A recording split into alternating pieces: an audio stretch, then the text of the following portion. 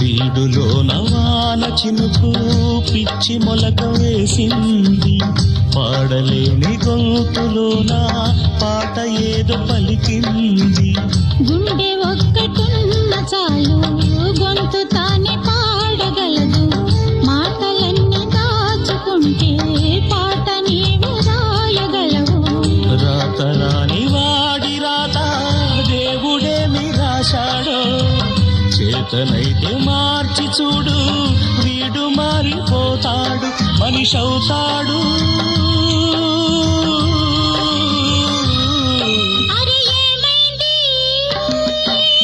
మనసు పురకలకి ఎక్కడికో ఎగిరింది, అది ఏమైంది?